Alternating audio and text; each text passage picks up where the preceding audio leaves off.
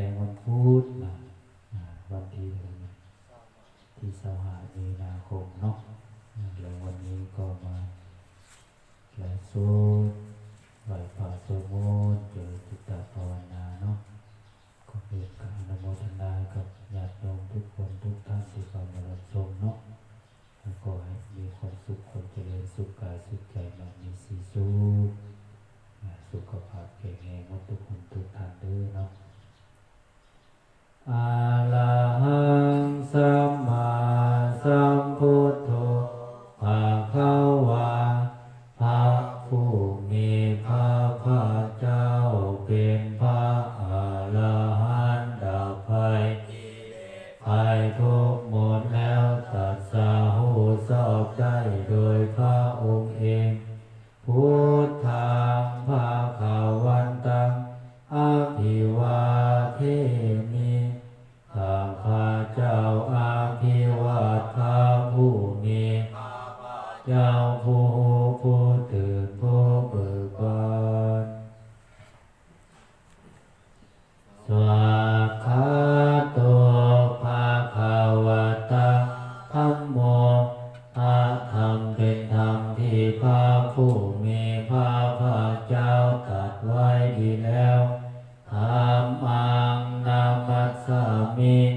ข้าพระเจ้านามัสการพระธรรมสุปฏิปันโนภะคะวะโตสาวกสังโฆ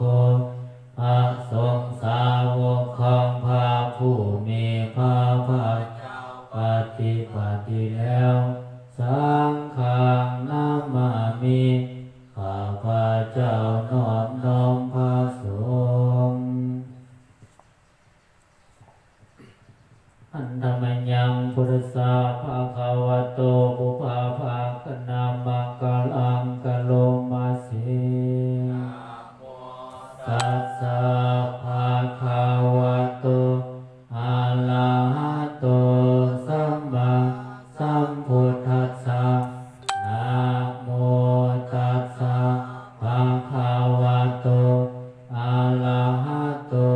สัมมาสัมพุทธัสสะนะโม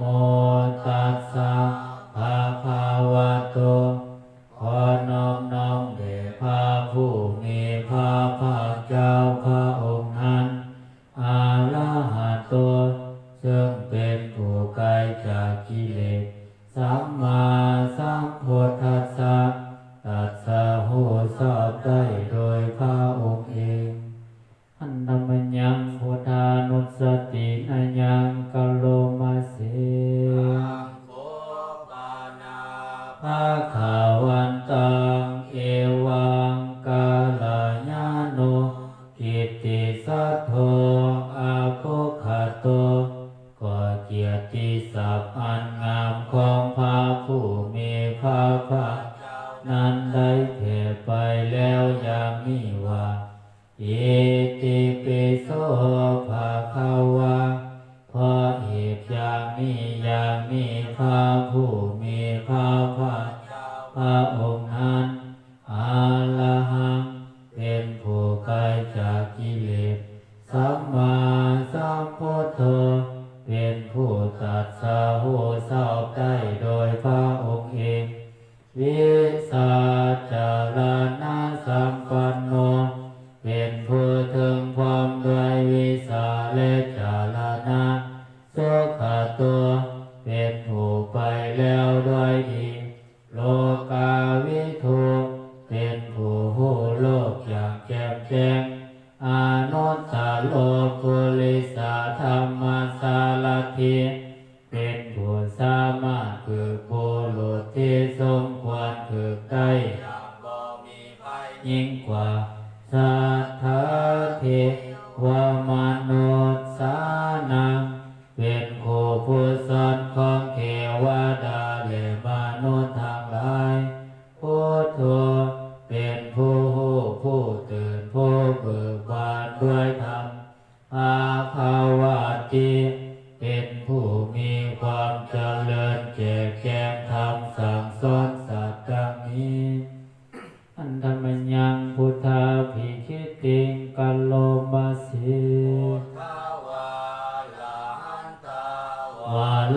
ตาทิคุณาภิโยโตพระพุทธเจ้าประกอบด้วยคุณมีความประเสริฐแห่งอรหันตคุณเป็นต้นสุทธาภิญญานากาลุณาหิสัมมาขาตโตมีพระองค์อันประกอบด้วยพระญาณและพระกรุณาอันบริสุทธิ์โอเทสิโย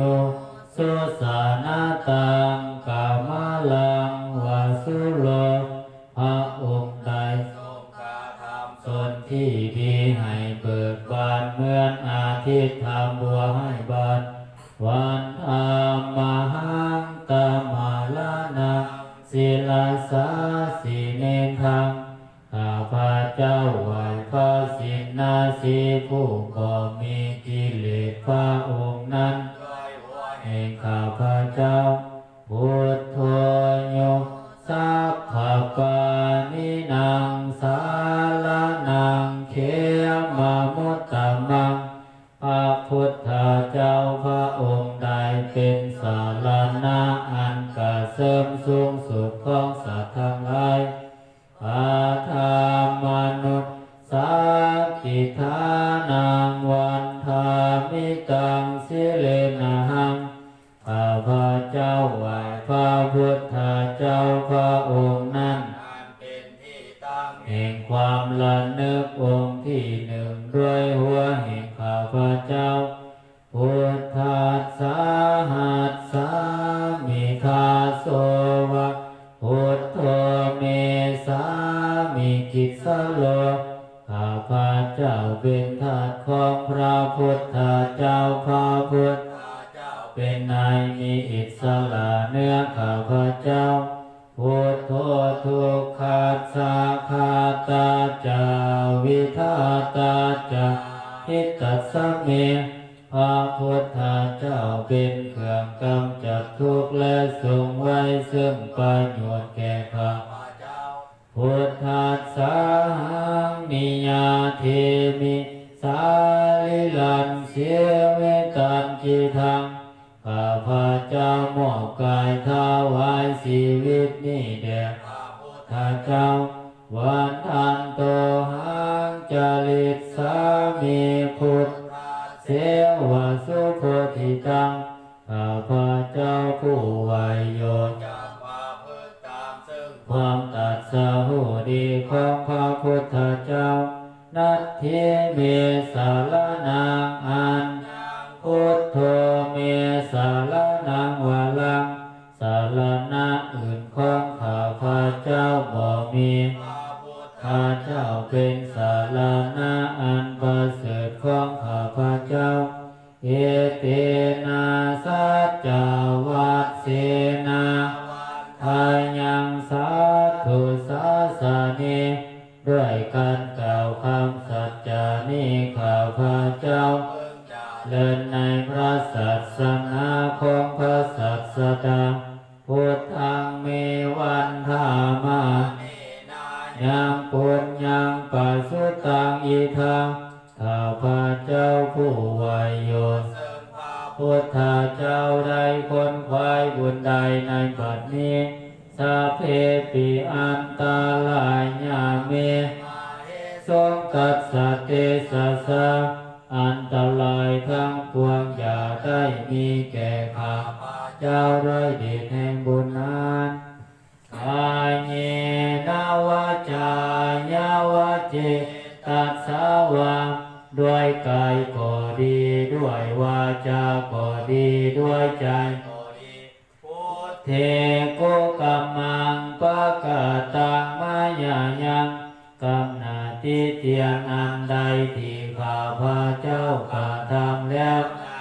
พุทธเจ้าพุทโธปฏิคันหาตุอัจจายันตังขอพระพุทธเจ้าจงงดซึ่งโทษล่วงเกินกาลันตาลิสังวาริตุงวาพุทเทเพื่อการสำรวมระวังพระพุทธเจ้าในการต่อไป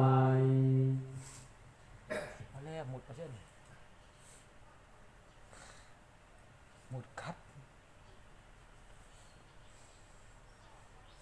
หมุดแดงหน่อยวะ หันธรรมยังธรรมานุสตินายังกะโลมาเส